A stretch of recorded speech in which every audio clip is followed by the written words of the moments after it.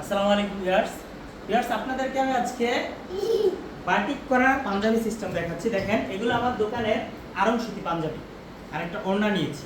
তো এখানে দেখেন, আমি আমার ফ্যামিলির জন্য 6টা পাঞ্জাবি নিয়েছি। তো 6টা পাঞ্জাবির সেক্টরে আমি একটু সহজ আকারে দেখাচ্ছি। আমি পাঞ্জাবিটাকে প্রথমে ভাঁজ করে শুধু এভাবে স্টেপ করে বেঁধে নিলাম পুরোটা। তো আপনি একটু কাছ থেকে দেখেন বাঁধগুলো ঠিক এরকম চিকন সুতা দিয়ে এরকমভাবে পুরোটা design step step step step করে বাইদা নিছি বাটিকের জন্য। আমি ঈদের সময় পরার জন্য, একসাথে বাটিক করার জন্য।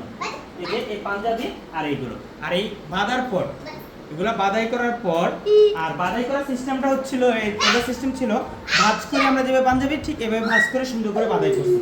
বাঁধাই করার পর এখন এই পাঞ্জাবিগুলো আমি, এটা আমার ফ্যামিলির পাঞ্জাবি, এই পাঞ্জাবিগুলো আমি এখন কি করব, পানিতে ভিজাবো। দেখেন, বাটিক করার আগে এই পাঞ্জাবিগুলো পানিতে ভিজিয়ে এবারে ভিজিয়ে নিতে হবে।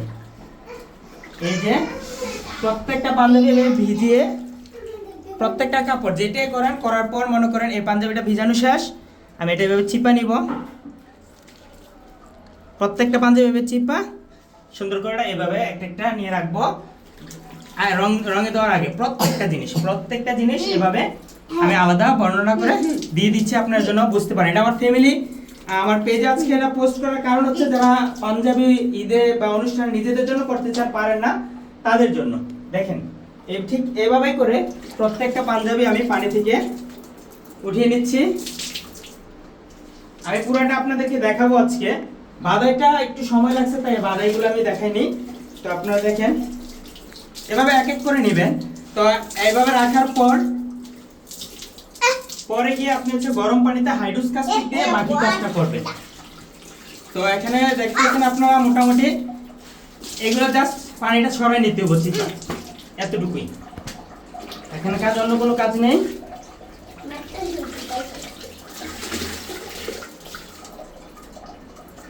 আপনারা যদি আমার এই সিম্পল, আমি কিন্তু বাটিক করি না, প্রফেশনাল বাটিক করে না, আমার ফ্যামিলির জন্য এমনিতে বাটিক করতেছি এটা। তো আপনারা দেখতেছেন। তো এখানে দেখেন এই শেষ, আমি এবার রঙের সেক্টরে যাব। তারপর দেখেন তারপরে কাজ আমার পানি গরম হয়ে গেছে, উত্তরানো পানি। এখন কালার দিয়ে আমি কালার আনবো। বাকিটা আমি ওয়াশরুমে নিয়ে দেখাচ্ছি, কারণ এটা সেফ জায়গায় করতে হয় যেন অন্যান্য জায়গা না পড়ে। এই যে দেখেন, আমি গরম পানিটা নিয়ে নিচ্ছি, সাবধানতা অবলম্বন করবেন, একদম ফুটন্ত গরম পানি। আমার কাপড় ভিজাতে যতটুকু লাগে ঠিক ততটুকু পানি নিব। হ্যাঁ, এবার আমি দেখেন, আমি গরম পানি রেডি। এখন আমি যে কাজটা করতেছি, এখন আমি যে দেখেন, প্রথমে আমি এই সোডা, এটা হচ্ছে হাইড্রোসটা। হ্যাঁ, আমি প্রথমে হাইড্রোসটা দিয়ে দিব, গরম পানির মধ্যে হাইড্রোসটা দিয়ে দিলাম।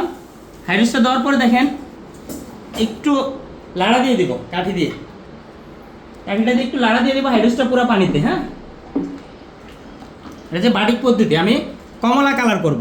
এখন দিব হচ্ছে কাস্টিক, যে আমরা বাটিক করার জন্য হাইড্রোস কাস্টিক লাগে, এখন দিব আমরা কাস্টিকটা দেওয়ার পর একটু পাক উঠবে, এমন ঠিক এরকম।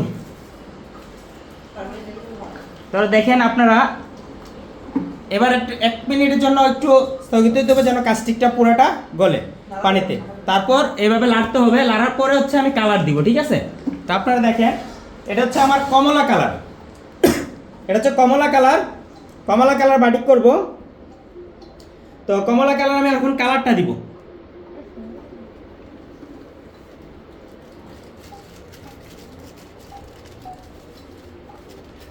আমি এখানে 5 তোলা রং নিয়েছি 6টা পাঞ্জাবি করার জন্য।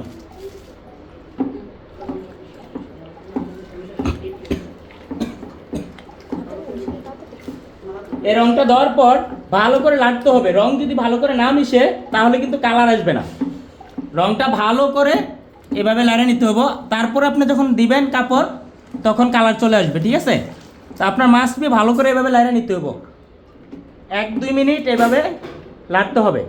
আমি প্রপারলি ভিডিওটা একটু লং করতেছি যেন সবাই বুঝতে পারে, যেন সবাই করতে সমস্যা না হয়, সবাই ভালো করে এটা বুঝতে পারে।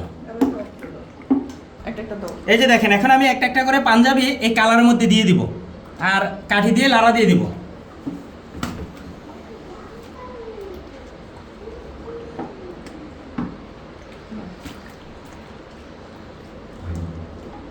দেখেন বাটিকের কাজ কিন্তু অলরেডি হয়ে গেছে।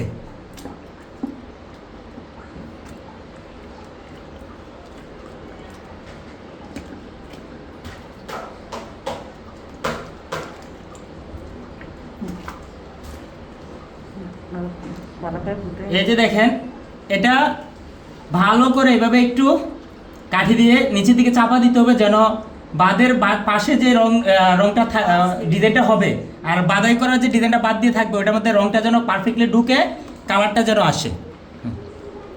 আর এইভাবে আপনি গরম পানির মধ্যে চুবানোর পর ভালো করে এভাবে রাখার পর 5টা মিনিট রেখে দিবেন। 5 মিনিটের জন্য আপনি পানির ভিতরে 5 মিনিট না, অনলি 3 মিনিট রাখলেই হবে।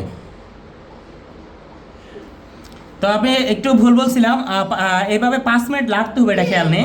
5 মিনিট এভাবে ভালো করে পুরাটা লাড়তে হবে। লাড়ার পর পানিটার মধ্যেই আপনি এটারে 15 মিনিটের জন্য ফালায় রাখেন। তারপর আপনি এটা ধুয়ে ফেলেন।